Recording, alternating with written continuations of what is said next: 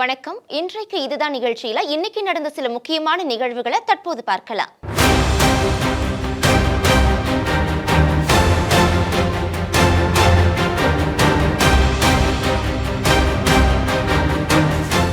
பட்டீஸ்வரன் அறிஞர் அண்ணா மாதிரி மேல்நிலைப் பள்ளியில 11 மற்றும் 12ஆம் வகுப்பு படிக்கும் மாணவர்களுக்கிடையே நாங்கள் தான் கெத்து அப்படின்னு பள்ளிக்குள்ளேயே பெரும் சண்டையானது ஏற்பட்டிருக்கு. இந்த நிலையில வழக்கம் போல் பள்ளி முடிந்து வீட்டிற்கு திரும்பிய மாணவர்கள் வீதியிலேயே சண்டையிட்டுக் கொண்டிருக்கின்றனர். அப்போது 12ஆம் வகுப்பு படிக்கும் மாணவனை 11ஆம் வகுப்பு படிக்கும் 15 மாணவர்கள் சேர்ந்து கட்டை, கல் உள்ளிட்ட ஆயுதங்களால் தாக்கி இருக்கின்றனர். அந்த மாணவன் தற்போது மருத்துவமனையில் சிகிச்சை பெற்று வந்த நிலையில தற்போது சிகிச்சை பலனின்றி உயிரிழந்திருக்காரு. இந்த சம்பவம் பெரும் பரபரப்பை ஏற்படுத்தி இருக்கக்கூடிய நிலையில அந்த 15 மாணவர்களையும் போலீசார் கைது செய்து விசாரணை மேற்கொண்டு வருகின்றனர்.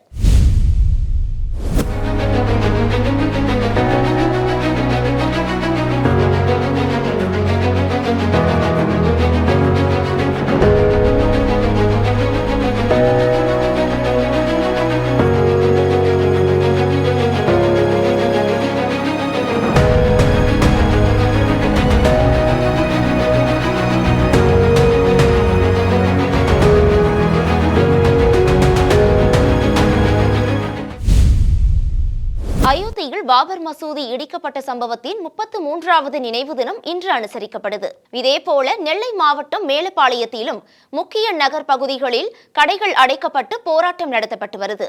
இதனால அப்பகுதி முழுவதும் போலீஸ் பாதுகாப்பு பலப்படுத்தப்பட்டிருக்கு. மேலும் இதேபோல அந்த பகுதிகளில் இருக்கக்கூடிய முக்கிய பகுதிகள், மக்கள் சேரக்கூடிய இடங்கள்ல போலீஸ் பாதுகாப்பு பலப்படுத்தப்பட்டிருக்கு.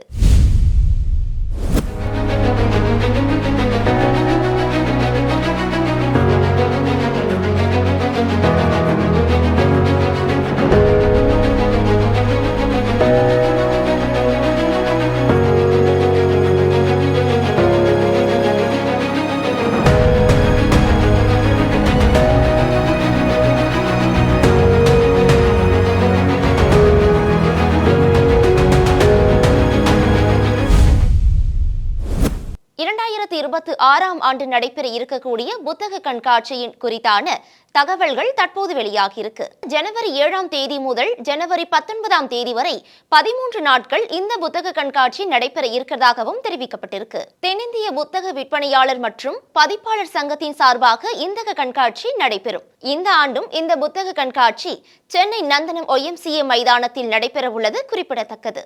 மேலும் இந்த புத்தக கண்காட்சியை முதலமைச்சர் மு க ஸ்டாலின் அவர்கள் திறந்து வைப்பார் எனவும் எதிர்பார்க்கப்படுது.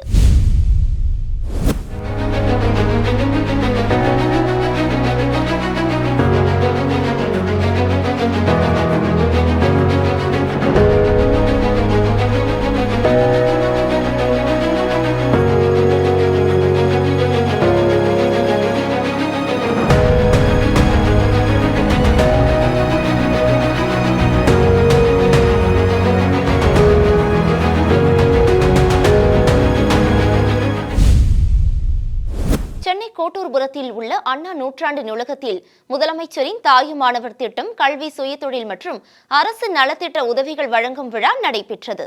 இதில் பங்கேற்று அரசு நலத்திட்ட உதவிகளை வழங்கிய முதலமைச்சர் பழங்குடியினர் வாழ்வாதார கொள்கையை வெளியிட்டார். தொடர்ந்து பேசிய முதலமைச்சர் மு க ஸ்டாலின் விளிம்பு நிலையில் உள்ள மக்களை முன்னேற்றி முன்னுக்கு கொண்டு வருவதாகவும் அவர் தெரிவித்தார். தொடர்ந்து பேசிய முதலமைச்சர் மாணவர்கள் பட்ட படிப்புடன் நின்றுவிடாமல் ஆராய்ச்சி படிப்பில் கவனம் செலுத்த வேண்டும் அப்படின்னும் கூறியிருக்காரு. மேலும் இந்த நிகழ்வில் கபடி விளையாட்டில் அர்ஜுனா விருது பெற்ற மனதி கணேசன் அவர்களும் சிறப்பு விருந்தினரா பங்கேற்றிருக்காரு.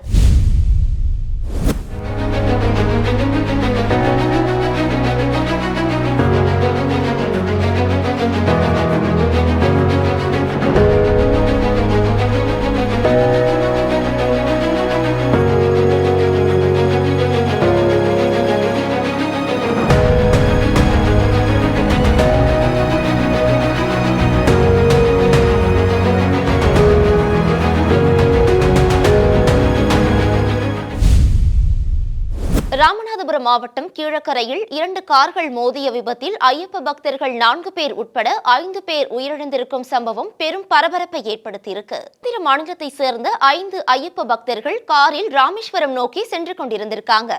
ராமநாதபுரம் மாவட்டம் கீழக்கரை அருகே இந்த கார் சென்று கொண்டிருந்த போது நகர்மன்ற தலைவரின் கார் எதிரே வந்தபோது 2 கார்களும் மோதிக்கொண்ட விபத்தில் ராமநாதபுரம் மாவட்டம் கீழக்கரை அருகே அந்த கார் சென்று கொண்டிருந்த போது பின்னால் வந்த நகர்மன்ற தலைவரின் சொகுசு கார் மோதி ராமநாதபுரம் மாவட்டம் கீழக்கரை அருகே அந்த கார் சென்று கொண்டிருந்த போது பின்னால் வந்த நகர்மன்ற தலைவரின் சொகுசு கார் மோதி விபத்து ஏற்பட்டிருக்கு.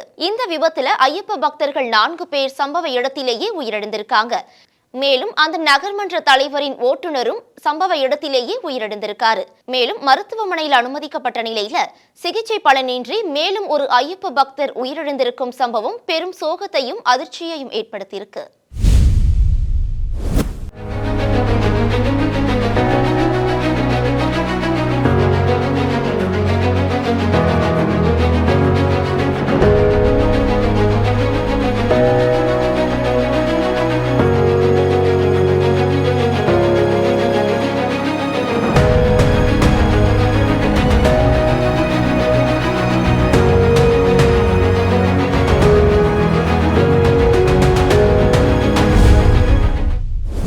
இன்றைக்கு இதுதான் நிகழ்ச்சியில இன்னைக்கு நடந்த சில முக்கியமான நிகழ்வுகளை தற்போது பார்த்தோம். இதே மாதிரி அடுத்த நிகழ்ச்சியில உங்களை சந்திக்கும் வரை உங்களிடமிருந்து விடைபெறுவது நான் பவித்ரா.